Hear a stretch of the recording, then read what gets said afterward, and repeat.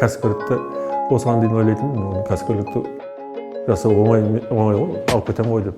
Оказывается, білмейтін нәрселер көп екен. Көптен негізі ойлап жүрген мақсатым ғой, жаңа баламен жүргеннен кейін көп ата-аналарды көреміз, сосын осындай балдарға көмек керек екенін білемін. Бұрын үйде отырып как өзімнің хоббиім ретінде айналысқанмын. Петроконсул деген бағдарлама келіп, осы бір апта оқытып, сертификат алдық. Кәсіпкер мен кәсіпкер қалай сөйлеу керек, соның бәрін үйреткен бағдарлама жасаған директорге өте ризамын. Осы жетістікке жеткенімнің өзі сол үйретудің арқасы деп ойлаймын.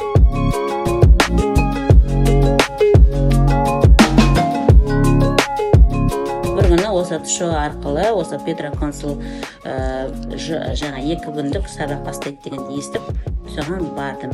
Жаңа бизнес-план қалай бастау керек, бизнесмен қалай жұмыс жасау керек, соны үйрендік 2 күн қатарынан. Ол жерде мен үлкен шабыт алдым өзіме.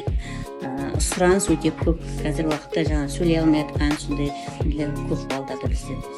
Шоу компаниясына және Петроконсул ұжымына мен өте алғысым шексіз. Себебі жалғыз мен емес, мен сияқты аналар көп қой, сол кісілерге қолдау жасап жатыр.